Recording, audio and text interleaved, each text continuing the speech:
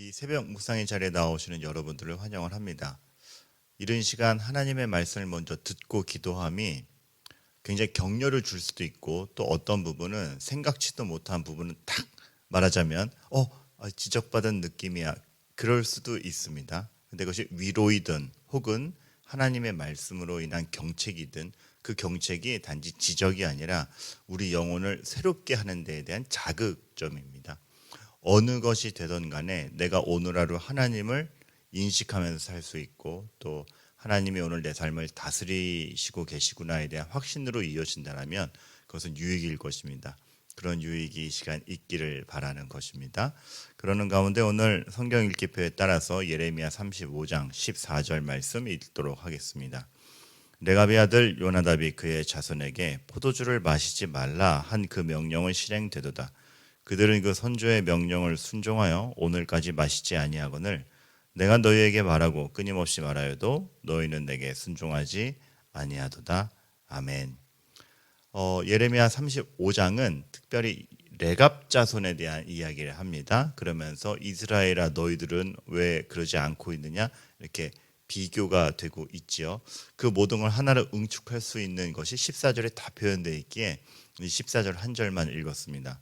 그래서 먼저 여러분께 좀 본문 이해를 위해서 도와드려야 될 것이 레갑 자손, 레갑의 아들 요나답, 이 레갑이라는 존재가 자꾸 나옵니다. 그 누군지부터 알려드려야 될 것 같아요. 말씀드리자면 이 레갑은 겐 족속, 즉 모세의 장인인 이드로의 자손들 중에 한 지파를 얘기를 합니다.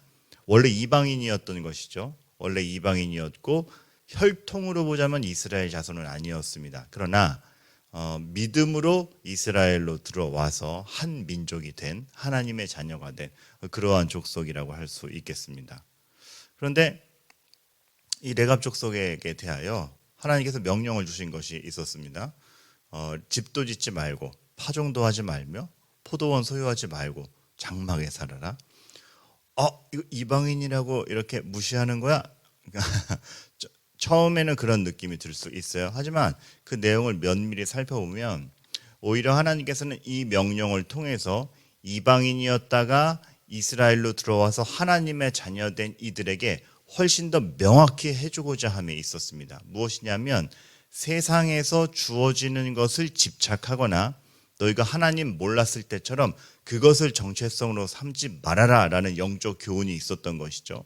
그리고 단지 이거는 그러지 마, 아무것도 갖지 마 라고 얘기한 것이 아니라 이 뒤편을 읽어보면 그렇게 세상을 의지하지 않고 하나님을 의지할 때 너희를 평생토록 함께하고 복주리라라는 선언이 나오는 것입니다.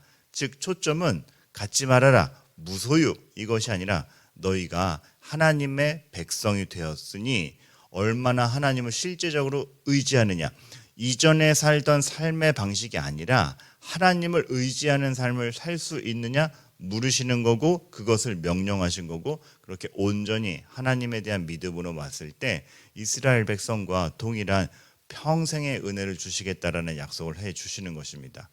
그러니까 이 약속의 동일함, 다른 어떠한 차이점이 없고 하나님을 신뢰한다라는 믿음에서만 하나 된다면 어떠한 것도 다르지 않은 약속의 동일함에 대해서 얘기하는 것이고, 그 약속을 어떻게 확인하고 있는가? 자, 하나님이 우리에게 주신 평생의 은혜요, 또한 발판으로서 이전에 의지하던 것이 아니라 하나님을 의지함으로 정말 살아갈 수 있겠느냐 물었던 것이고, 그것에 대해서 겐 족속, 레갑 족속은 순종하여 왔던 것입니다. 어떻게 보면 이스라엘이 정통 민족이긴 하나 아브라함에게 처음 주신 말씀도 이거와 같죠. 너의 본토 친척 아비집을 떠나 내가 내게 명령한 땅으로 가라.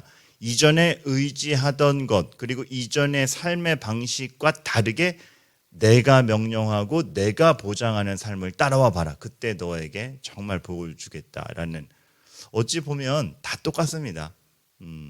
하나님 앞에서 우린 다 죄인이었고 떠난 자들이었고 외인이었습니다. 누가 이방인이었고 아니었고가 어디 있습니까? 차이점은 하나, 하나님의 약속을 믿고 다시 하나님께로 돌아왔느냐 아니냐의 차이가 있는 것이죠. 그 점에서 레갑 족속은 분명히 하였고 하나님께서도 분명히 보여주시는 것입니다. 하나님에 대한 신뢰, 또 하나님의 자녀됨의 그 표상을 분명히 보이는 이들에게 어떻게 반응하시는지에 대해서 그렇게 알고 나면 오늘 말씀 다시 들어오죠. 레갑의 아들 요나답이 포도주 마시지 말라. 그러니까 흥청망청된 삶을 살지 않고 하나님을 분명하게 의식하는 삶을, 구별된 삶을 산다라는 것에 대해서 계속 지켜왔던 것입니다. 그래서 전반부에 술을 권해보지만 마시지 않으면서 우리 요나답이 마시지 말라 그랬어요. 저희들의 삶은 그렇게 하나님 편으로 향하는 것으로 바뀌어 있습니다를 딱 보여줄 때에 정말 이방인이었지만 믿음을 분명히 하고 있구나. 그러니까 참 믿음이라는 것이 혈통, 조건 이런 것이 아니라 하나님과의 관계가 어떠한가, 또 내가 하나님을 어떻게 여기고 있는가에서 비롯되는구나. 다시 한번 너무나 분명히 보여주시는 것이죠. 그러면서 이어지는 말씀, 근데 정통, 혈통이라고 여겨지는 너희들은 왜 순종치 아니하느냐. 지금 무엇이 어떻게 잘못되고 있는지를 제발 봐라. 하나님께서 얘기하시는 거죠. 하나님의 간절함은 여기서도 볼 수 있습니다. 사실 이 말씀을 영어로 보면은 훨씬 더 이렇게 실감나는 부분이 있는데요. 이렇게 나와요. I have spoken to you again and again. 반복적으로 계속 얘기하고 있지 않느냐.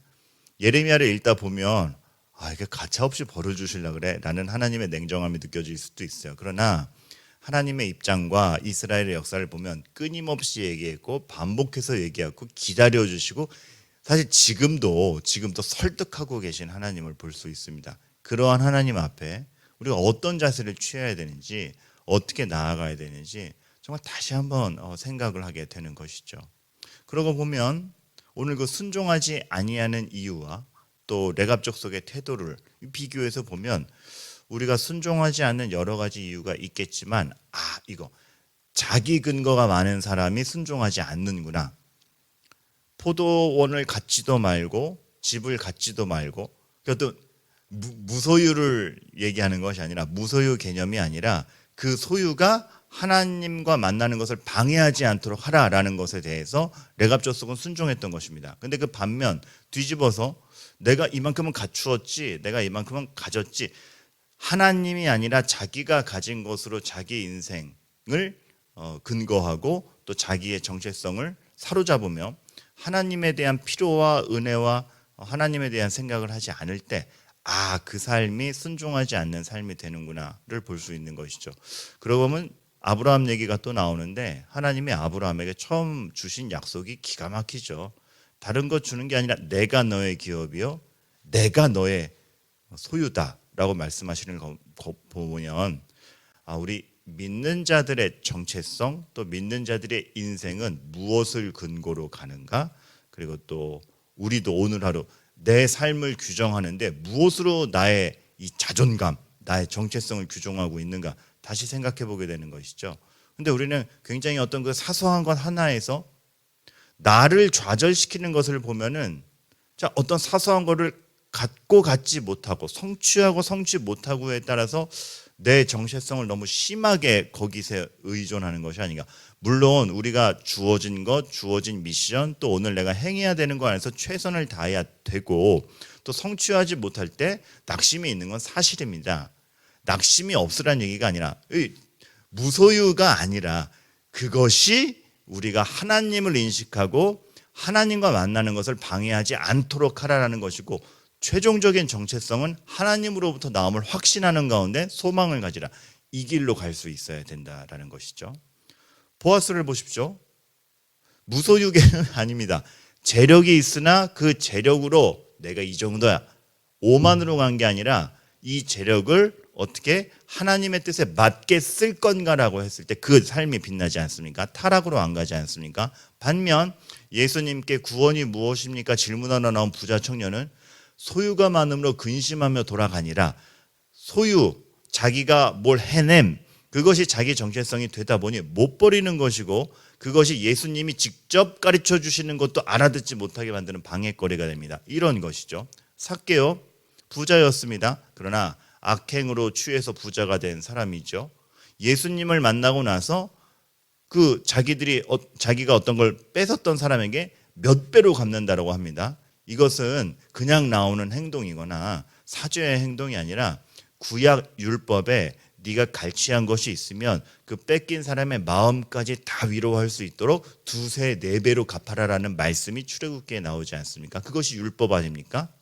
하나님의 뜻을 반영하여 사는 사람이 되겠다라는 태도가 공연히 몇 배로 돌려주겠다가 아니라 삭개오에게서는 하나님에 대한 인식이 분명해졌고 자기가 가진 것, 자기의 삶이 무엇을 기준으로 나가야 되는지를 너무나 명확하게 알게 된 것이죠. 바로 이러한 것입니다. 내가 지금 오늘 하루 살고 있는데 하나님을 의식하고 나의 모든 행동이 하나님을 표방하고 있으며 하나님으로 말미암아 내가 자신감도 있다가 위로도 얻다가 교만하지 않다가 겸손할 수 있는가? 하나님 안에서 그 의미들을 찾아갈 수 있는가? 바로 되진 않을 것이고 분주한 삶 속에서 그 낱낱이 생각할 겨를이 없을 수도 있습니다. 그러나 오늘의 첫 스텝이 되기를 바랍니다.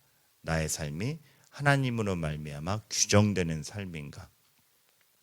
이 말씀을 통하여 자그마한 자극제라도 되기를 바라고 하나님이 여러분의 삶에 은혜로 개입하려고 할 때 그것을 받아들이는 여러분의 오늘 하루가 되기를 바라는 것이죠. 어떠한 것도 여러분이 하나님과의 관계를 개선하고 하나님 앞에 나아가는데 방해가 되지 않도록 결의 있는 오늘 하루 삶이 되시기를 바라고 격려합니다. 기도하겠습니다.